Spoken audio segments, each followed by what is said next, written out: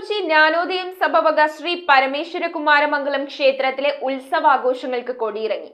March 31 ആരംഭിച്ച ആഘോഷങ്ങൾ April 6 പള്ളിവേട്ട ആറാട്ടു മഹോത്സവത്തോടെയാണ് സമാപിച്ചത്.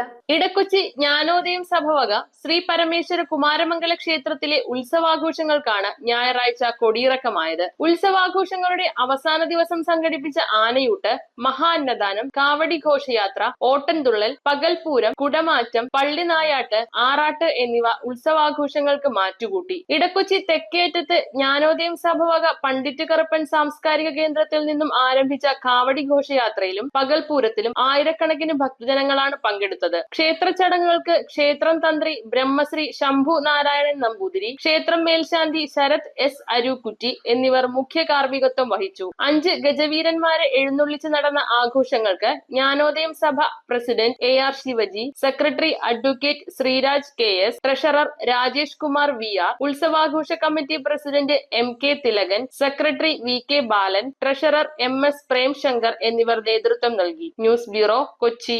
നമ്മുടെ കുഞ്ഞോമനകളുടെ നല്ല ഭാവിക്ക് നല്ല തുടക്കം അനിവാര്യമാണ്. അതിനായി ഞാൻ നിർദ്ദേശിക്കുന്നു സാൻഫോർഡ്. 13 വർഷത്തെ സക്സസ്ഫുൾ ജേർണി, 250-ലേറെ ബ്രാഞ്ചുകൾ, truly international, the UK concept pre school.